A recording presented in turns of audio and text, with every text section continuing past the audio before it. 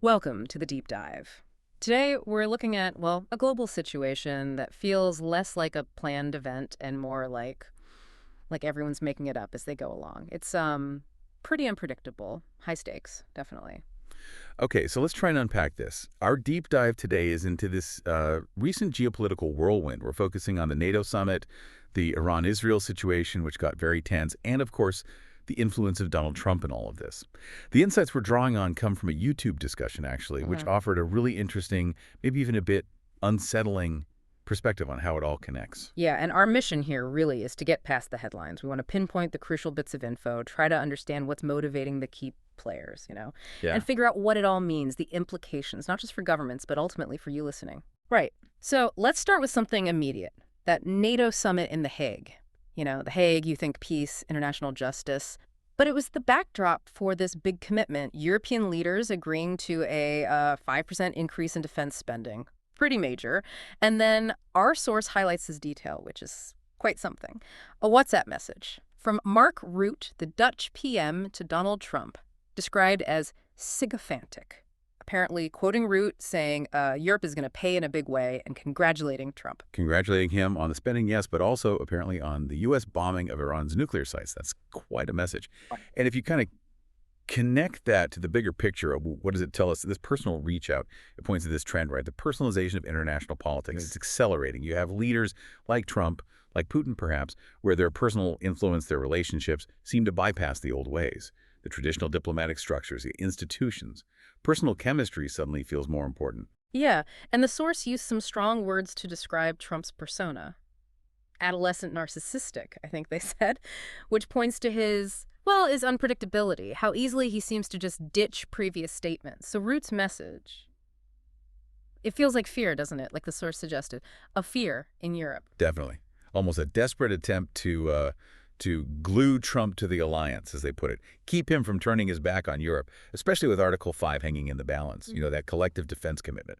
It's foundational for NATO. Okay, so moving from that, the source then looked at the Middle East, those really dramatic events, specifically the U.S. bombing of Iran's nuclear facilities. Trump called that a big success, too.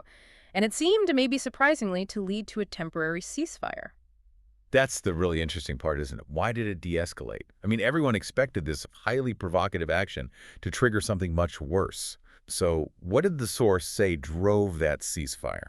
Well, the source really gets into Trump's stance here, calling it ambiguous or even two-faced. It's quite a pattern when you look at it. First, he denies knowing about the bombings. Then he says it was joint action. He talks about needing a reflection period. And then, boom, the bombardment happens. Right, and the rhetoric on regime change. Yeah. That was all over the place, too. Exactly. From not the goal to maybe not a bad idea, then demanding total capitulation, then suddenly pushing for a ceasefire. And then later, on Air Force One, he says regime change is not our business. It's dizzying. Constant oscillation. Yeah. Hard to know what was real intention and what was maybe strategic ambiguity.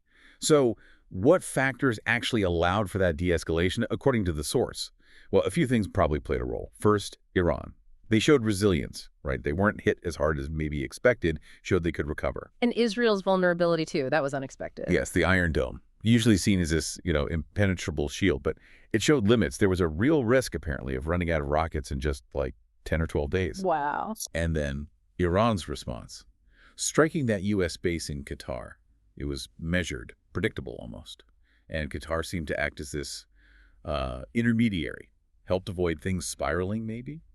And crucially, no major reported losses. So how did the source frame Trump's role in all of this? Was he really the director pulling the strings, or was he more like a pawn just reacting? His unpredictability, was it a tactic or just... Well, the source suggests looking at the internal pressures, the Israel lobby, the neoconservative elements within his own team. They often push for more assertive action.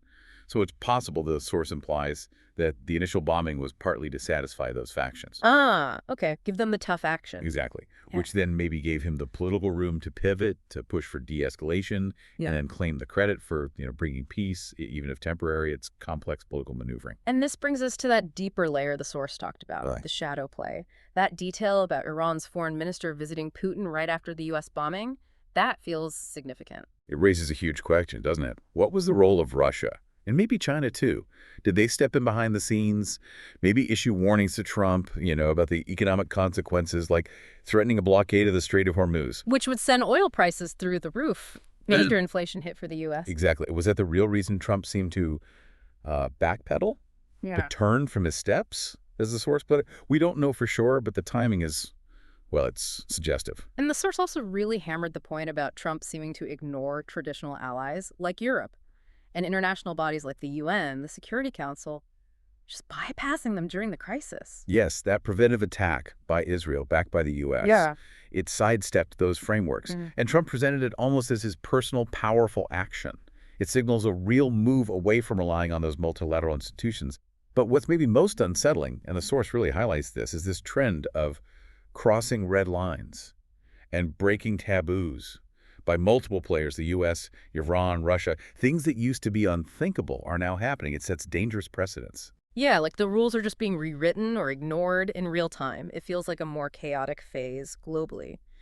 And speaking of alarming, there was that detail about Iran supposedly moving nuclear material. Hundreds of kilos of enriched uranium technology moved to unknown locations before the U.S. attack. Which raises huge proliferation concerns, obviously.